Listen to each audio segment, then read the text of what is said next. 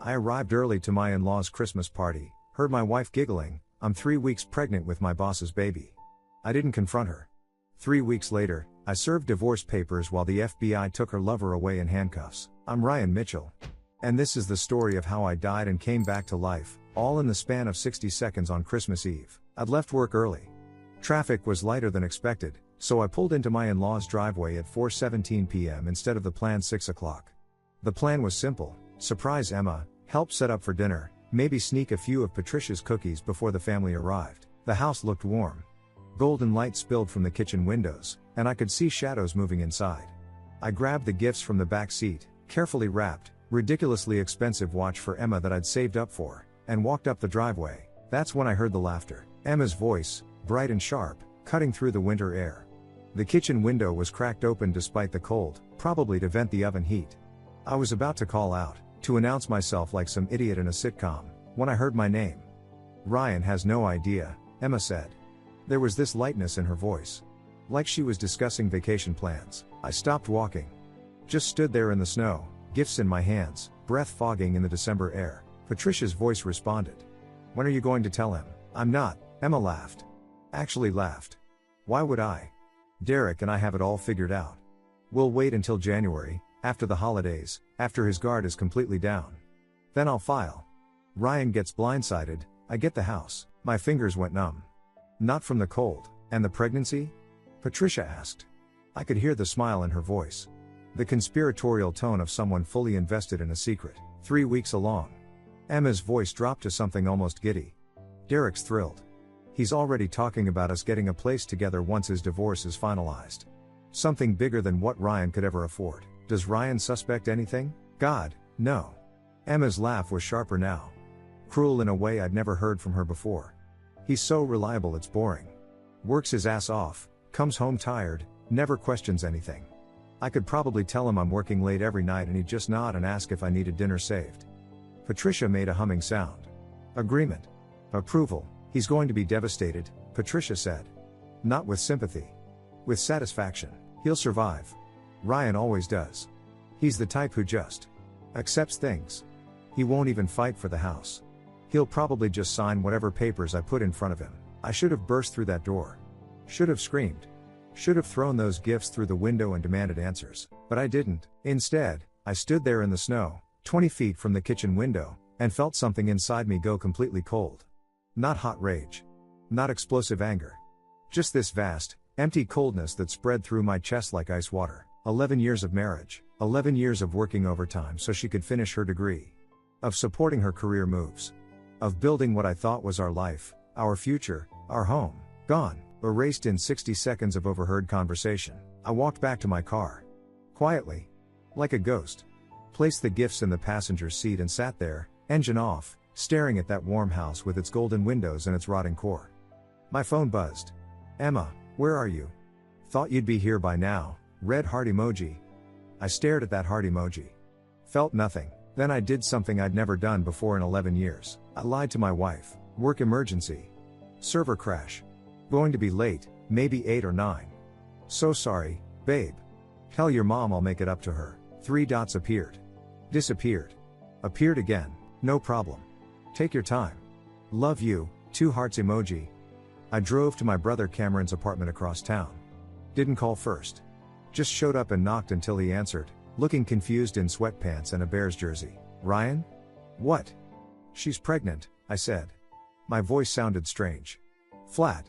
With her boss's baby. I heard her telling Patricia. They're planning to divorce me in January and take the house. Cameron went very still. He's a private investigator. He's seen enough crap to know when someone's serious. Come inside, he said quietly. And tell me everything. That night, as Emma slept beside me with her hand on her stomach, I lay awake staring at the ceiling. And that's when I realized, I wasn't going to scream.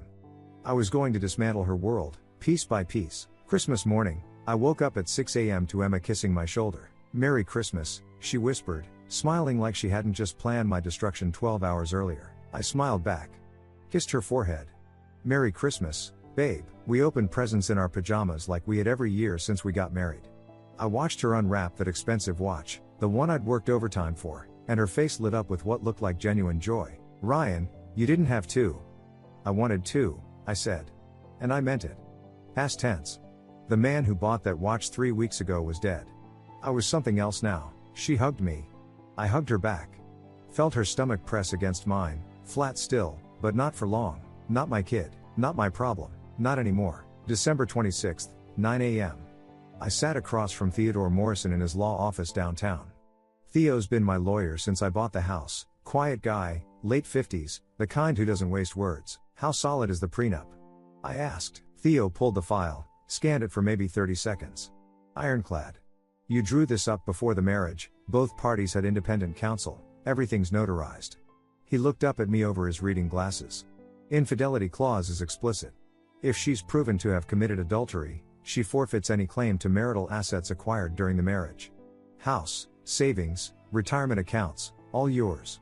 What do I need to prove it? Photos. Documentation. Witnesses if possible. DNA test if the child isn't yours. He paused.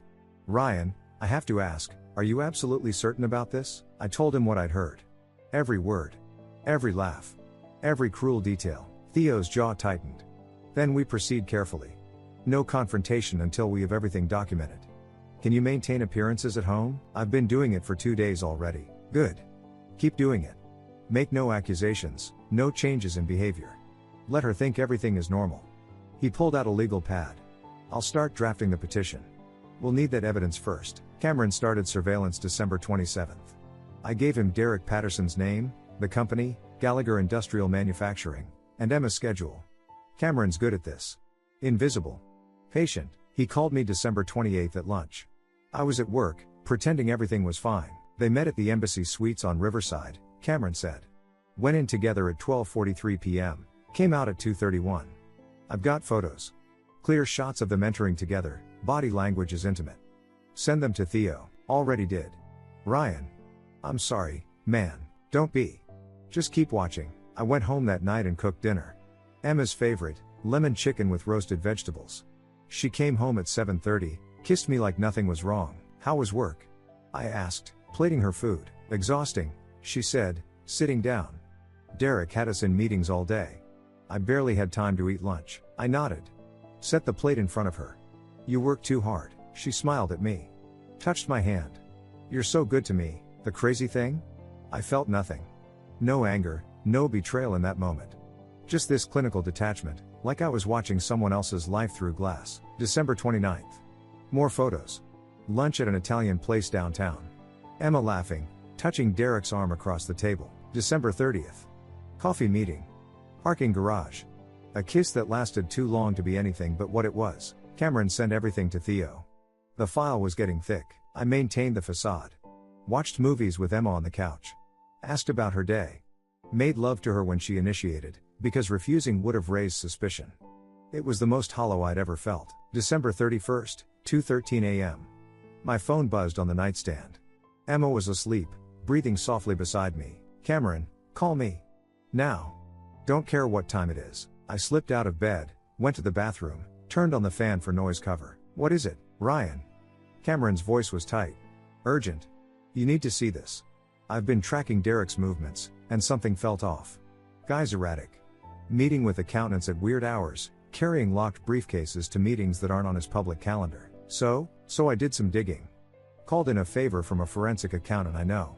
Had her look at Gallagher Industrial's public filings, cross-reference some expense reports Derek submitted, stuff that's public record for board members. My heart started pounding. Cameron, your wife's problem just became her boss's prison sentence, Cameron said. Derek Patterson isn't just a cheater. He's been embezzling millions from Gallagher Industrial Manufacturing. I've got evidence of shell companies, falsified expense reports, offshore account transfers. This isn't just an affair, Ryan. This is federal fraud. I stood there in my bathroom at 3 a.m., phone pressed to my ear, and felt the strangest sensation. I smiled. How much? I asked. Preliminary estimate? North of 4 million. Probably more if we dig deeper. Send everything to Theo. And Cameron? Yeah? Derek Patterson has a wife, doesn't he? There was a pause. Then Cameron said quietly, Claire. Married 15 years. 2 kids. She deserves to know, I said. And I think we're going to need her help. January 2nd. I sat in my car outside Gallagher Industrial's headquarters, watching employees filter in after the holiday break. Somewhere in that building, Emma and Derek were probably already planning their next hotel visit. I had Claire Patterson's home address. Cameron had pulled it from public records, a colonial in the suburbs, good school district, basketball hoop in the driveway. The kind of house you raise kids in. The kind of life you build over 15 years. The kind of life Emma and Derek were actively destroying. The ethical question kept gnawing at me. Did I have the right to blow up Claire's world? She didn't know me. Didn't ask to be dragged into this. But then I remembered Emma's laugh. He's so reliable it's boring. Claire deserved the truth. Same as I did. January 3rd, I assembled the package. Nothing about the embezzlement, not yet. Just the affair evidence. Photos of Derek and Emma at the hotel, the restaurant, the parking garage. Timestamps. Locations. A burner phone number I'd picked up that morning. I included one typed note: "Your husband is having an affair with my wife. I'm sorry you're learning this way.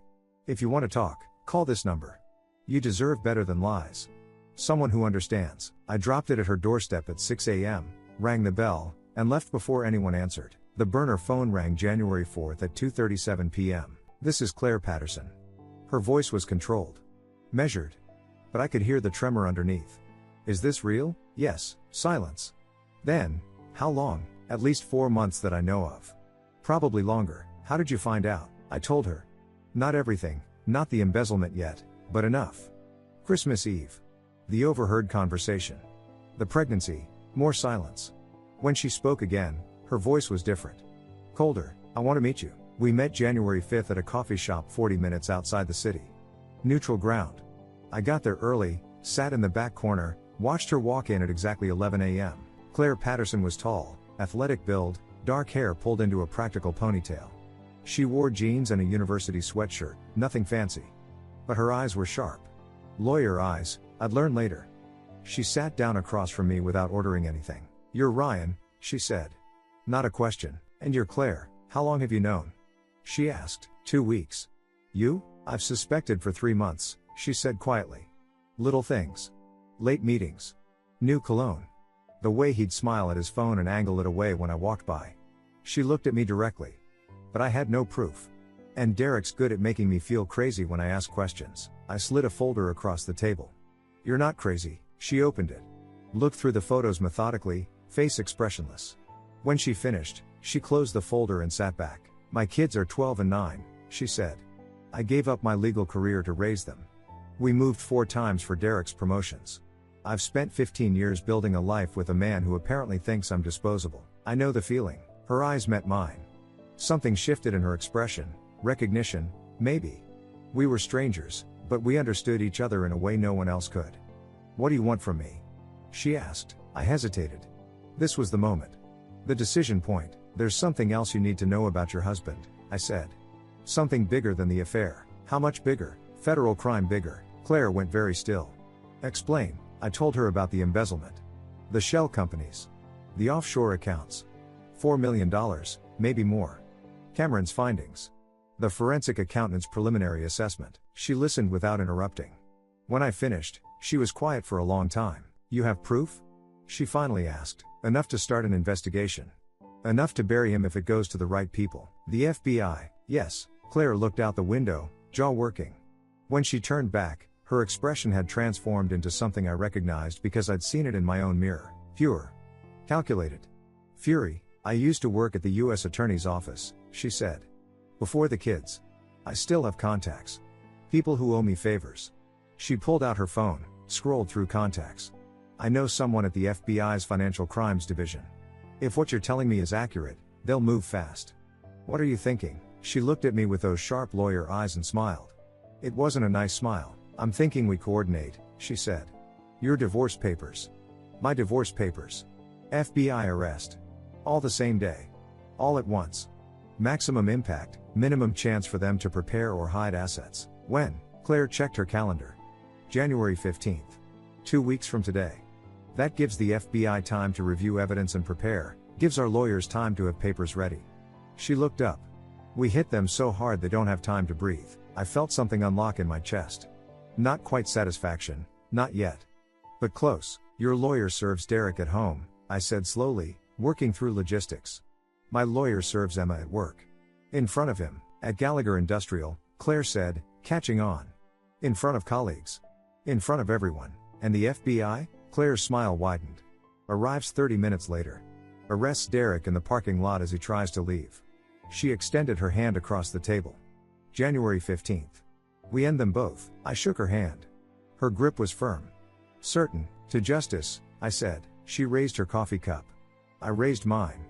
They met with a soft clink. To watching them burn. January 8th through 14th was the longest week of my life. Not because it was hard to maintain the facade.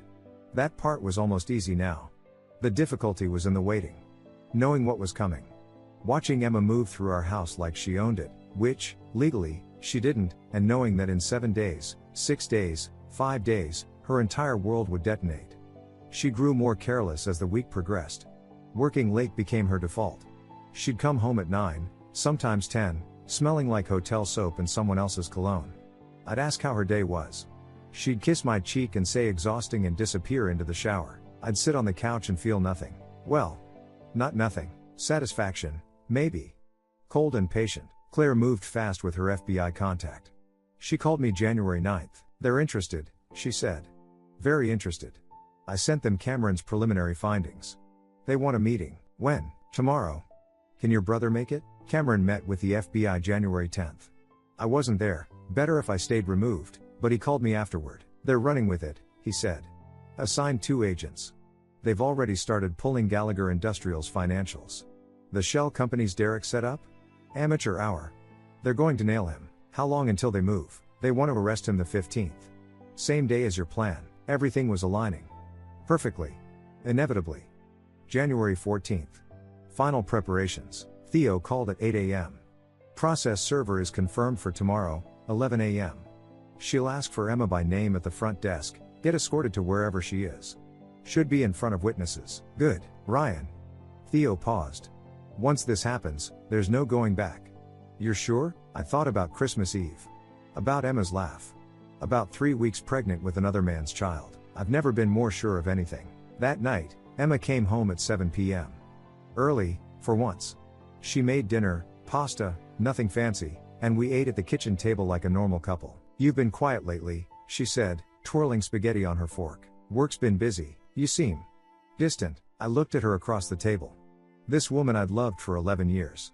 This stranger who'd planned my destruction over Christmas cookies. Just tired, I said. I'll be fine. She reached across and squeezed my hand. I love you, you know. I know. It was the last lie I'd let her tell me. January 15th, 10:45 a.m.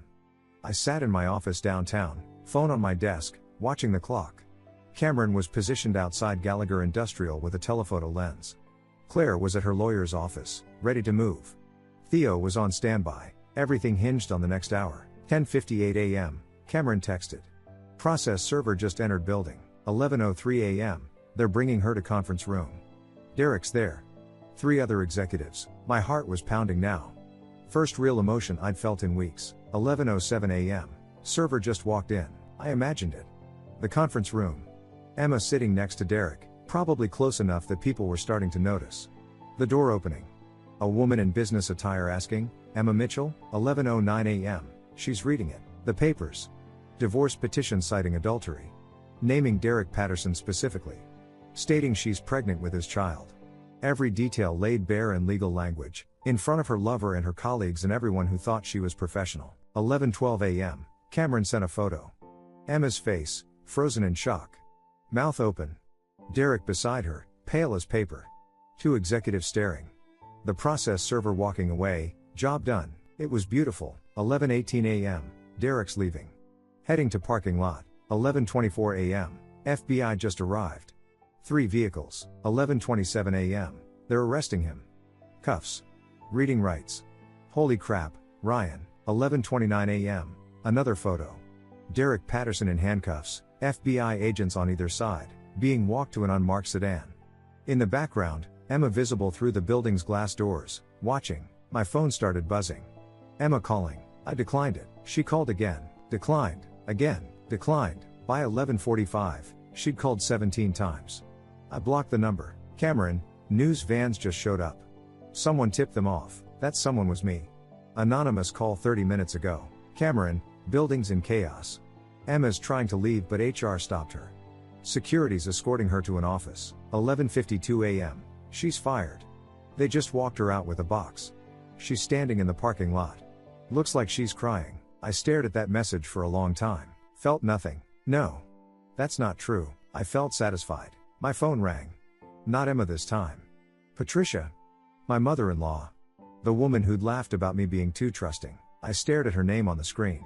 Then I answered. Patricia, I said calmly. I'm glad you called. There's something I need to tell you. Your daughter is pregnant with another man's child. Her boss Derek Patterson, the one who's being arrested for embezzlement as we speak. I heard you both that night. Christmas Eve. Every word. Every laugh. You knew what she was planning, and you helped her. Silence on the other end. Now watch what happens, I said, when you underestimate someone. I hung up. Then I opened my laptop and pulled up the email I'd drafted last night. Attached to it, the audio recording I'd made Christmas Eve, standing outside the kitchen window with my phone recording every word, and photos of Emma and Derek together. Recipients: Patricia's church leadership, her book club coordinator, her charity board, every social circle she'd built over 30 years. Subject line: the truth about Patricia Calloway and her daughter. My finger hovered over the send button. I clicked send. The email disappeared into the void. 37 recipients. Every person Patricia Calloway had smiled at while knowing her daughter was destroying my marriage. My phone rang again. Patricia. I let it go to voicemail. She called 5 more times in 10 minutes. Each one went unanswered. Then came the text: Ryan, please, we need to talk. This is insane. Emma is hysterical, please. I deleted it without responding. By 1 p.m., the news had spread. Not just the emails, those would take time to percolate through Patricia's social circles, but the Derek Patterson arrest. Local news was running it. Gallagher Industrial Executive arrested on federal embezzlement charges. $4 million. Shell companies. FBI investigation ongoing. They didn't mention Emma yet. But they would. Cameron called at 2:15. Emma's at your house. In there 20 minutes. Rang the doorbell maybe 50 times. Now she's just sitting on the porch. Let her sit. Ryan. Let her sit. I'd had the locks changed January 12th. She didn't know that yet. Probably assumed she could get inside, grab some things, try to control the narrative. She'd find out soon enough that she controlled nothing. January 16th. Theo called. She's lawyered up. Gerald Hoffman, decent attorney, handles a lot of divorce cases. He's already trying to negotiate. No negotiations. He's claiming the pregnancy changes things. That she's entitled to support, that the prenup is unconscionable given her condition. The prenup has an infidelity clause. She committed adultery. The pregnancy is with another man. There's nothing to negotiate. That's what I told him. Theo paused. He's going to push for DNA testing to prove paternity. Good. Do it. Prove it's Derek's. Makes our case stronger. Theo was quiet for a moment. You've really thought this through. I had 3 weeks. January 18th. Patricia's world began crumbling. Cameron had a contact at St. Augustine's, Patricia's church, where she'd been on the parish council for 12 years. The pastor had received my email. So had the council president. So had the women's ministry coordinator. They held an emergency meeting January 17th. Patricia was asked to resign January 18th. She refused. They voted her out anyway. 6-0. Her book club dropped her. The charity board, some foundation for literacy, I think, asked her to step down to avoid controversy. By January 20th, Patricia Calloway had gone from respected community figure to social pariah. Emma called me from her mother's number. I answered this time. You destroyed her, Emma hissed. She's done nothing but cry for 3 days. Her friends won't return her calls. The church, Ryan, they won't even let her volunteer anymore. She knew, I said calmly. Christmas Eve. She knew what you were planning and she encouraged it. She called me boring. She laughed about me being too trusting. She helped you plan to steal my house. I wasn't going to. Don't lie to me, I said. Not anymore. You've lost that privilege. Silence. You've ruined my life, she whispered. No, Emma. You did that yourself. I just made sure everyone knew about it. I hung up. February 3rd. DNA results came back. 99.9% probability Derek Patterson was the father of Emma's child. February 10th. Gallagher Industrial fired Emma officially. Violation of ethics policy, having an affair with a superior, creating hostile work environment, associating with employee under federal investigation. February 15th. Derek was denied bail. Flight risk. Assets frozen pending investigation. February 28th. Divorce hearing. Emma showed up with Gerald Hoffman. She'd lost weight. Dark circles under her eyes. 4 months pregnant now, barely showing but visible if you knew to look. She wouldn't meet my eyes. Hoffman tried everything. Argued the prenup was signed under duress. Argued Emma's pregnancy made her vulnerable. Argued I had a moral obligation to provide support. Theo demolished every argument. Presented the prenup, notarized, both parties had independent counsel, no duress. Presented the photos. Presented the DNA test. Presented the audio recording from Christmas Eve. The judge, a woman in her 60s named Honor Walsh, listened to the recording with an expression of increasing disgust. When it finished, she looked at Emma. "Mrs. Mitchell, do you dispute the authenticity of this recording?" Emma's lawyer whispered to her. She shook her head. "No, Your Honor." "And do you dispute that you committed adultery with Derek Patterson?" "No, Your Honor." Judge Walsh closed the file. "The prenuptial agreement is valid and enforceable. Mrs. Mitchell forfeits all claims to marital assets. Mr. Mitchell retains sole ownership of the house, vehicles, retirement accounts, and savings. Mrs. Mitchell is responsible for her own legal fees. Divorce is granted." 3 minutes. 11 years of marriage dissolved in 3 minutes. Emma left the courtroom without looking back. I watched her go and felt nothing but relief. March came. Then April. Then May. I threw myself into work. Started running again. Went to therapy. Theo recommended someone, said I needed to process everything properly. The therapist, Dr. Henderson, was patient. Never pushed. Just let me talk when I was ready. "Do you regret how you handled it?" she asked one session. I thought about it. Really thought about it. "No," I said. "I regret trusting someone who didn't deserve it. I regret wasting 11 years. But the way I ended it? No. I don't regret that." "Why not?" "Because screaming wouldn't have changed anything. Begging wouldn't have changed anything. They'd already made their choices. I just made sure they faced consequences." Dr. Henderson nodded. "And now I rebuild." June 14th. 6 months after Christmas Eve, I was at my desk when my phone buzzed. Text from an unknown number. Then I realized, not unknown. Claire Patterson. I'd forgotten I had her saved from our planning meetings. Dinner? Just as friends, we both need to remember what normal feels like. I stared at that message for a long time. The old Ryan would have said no. Would have kept walls up forever. Would have stayed locked in a house full of ghosts and memories. But I wasn't the old Ryan anymore. I typed back, "Tomorrow. 7 p.m. Choose the place." 3 dots appeared. Then, "Antonio's on 5th. See you there." I set the phone down and looked out my office window at the city below. And for the first time in 6 months, I felt something other than cold satisfaction. I felt possibility. Antonio's was a small Italian place with checkered tablecloths and wine bottles lining the walls. Not fancy. Comfortable. Claire was already there when I arrived, sitting at a corner table. She'd cut her hair shorter. Looked good. "Hey," I said, sliding into the seat across from her. "Hey." She smiled, but it was tentative. Like we were both testing whether this was weird. It wasn't. We ordered.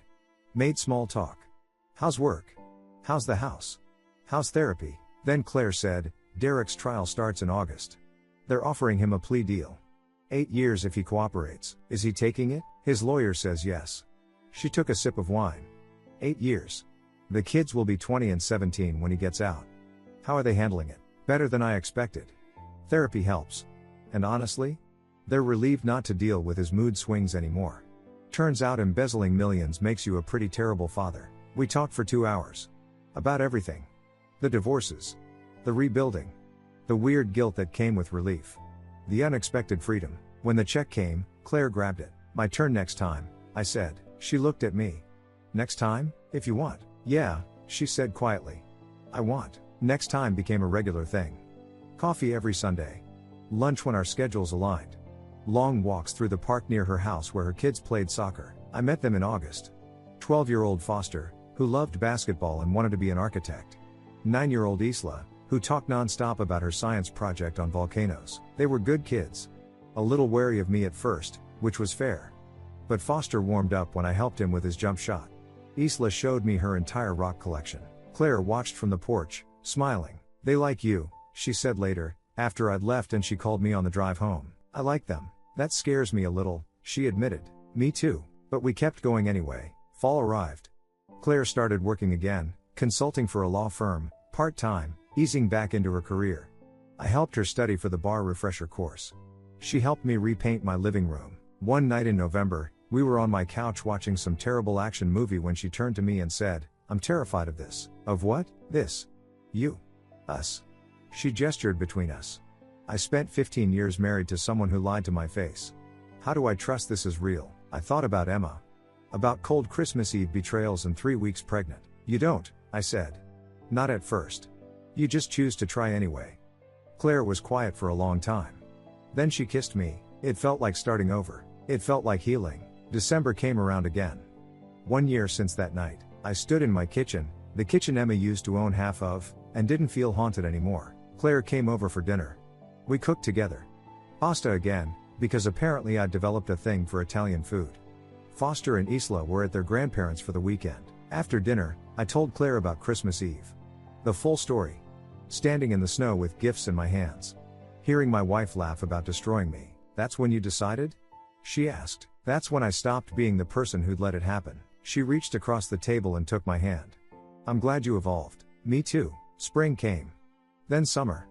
Claire and I fell into something that felt less like dating and more like building. Her kids started calling me Ryan instead of Mr. Mitchell. Small victory, but it mattered. One Saturday in September, 2 years after the divorce, I took Claire to the park where we'd first had coffee as co-conspirators. Different bench. Different season. Different people. I have something for you, I said. She looked confused until I pulled out the small box. Ryan. I know it's fast. I know we're both still healing. But Claire, you're the person I want to keep healing with. I opened the box.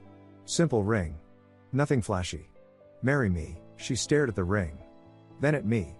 Then she laughed, this surprised, delighted sound. Yes. God, yes. We got married that December. Small ceremony. Cameron was my best man. Foster and Isla stood with Claire. No elaborate production. Just two people who'd survived betrayal choosing each other. I thought about Emma sometimes. Heard through the gossip chain she was working retail somewhere on the south side. Single mother. Derek was still in prison.